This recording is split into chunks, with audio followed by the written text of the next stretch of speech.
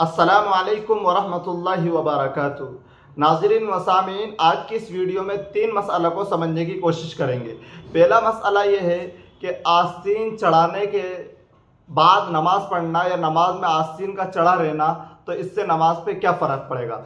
दूसरा मसला ये है कि बीवी अपने शोहर के साथ जमात के साथ नमाज़ पढ़ सकती है या नहीं, और पढ़ेगी तो उसकी तरतीब और उसका तरीक़ा क्या होगा।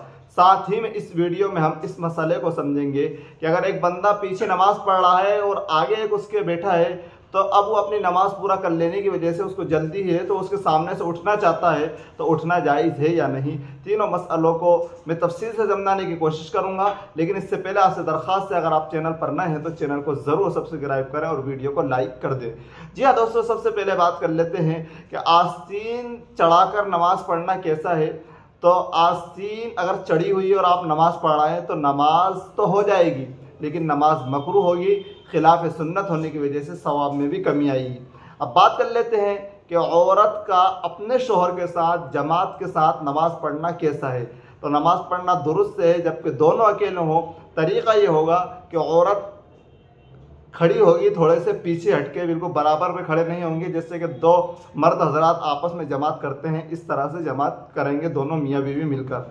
अब बात कर लेते हैं कि वो शख्स जो नमाज़ पढ़ रहा है उसके आगे से आप उठना चाह रहे हैं, तो आपका उठना जायज़ है या नहीं, और अगर जायज़ है तो फिर सामने वाले की नमाज़ पे क्या असर पड़ेगा।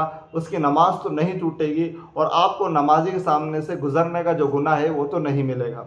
तो जवाब ये है कि आप उठ सकते हैं, जबकि आपको वाक़अतन ज़रूरत हो। इससे सामने वाले की नमाज़ पे कोई असर नहीं पड़ेगा, इसलिए कि हदीस में जो ममानत आई है वो मुरूर की आई है, यानी कि नमाजी के सामने से गुज़रना बहुत बड़ा गुनाह है।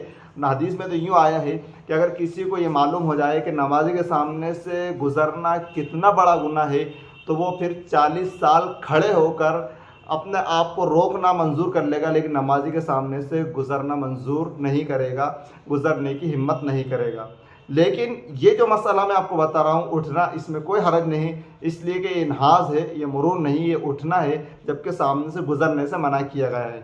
उम्मीद करता हूँ कि तीनों मसलों के जवाब आपको इख्तिसार के साथ मालूम हो गए होंगे। अगर वीडियो अच्छी लगी हो तो लाइक करने के साथ साथ अपने दोस्तों में ज़रूर शेयर करें। अस्सलामु अलैकुम वरहमतुल्लाहि।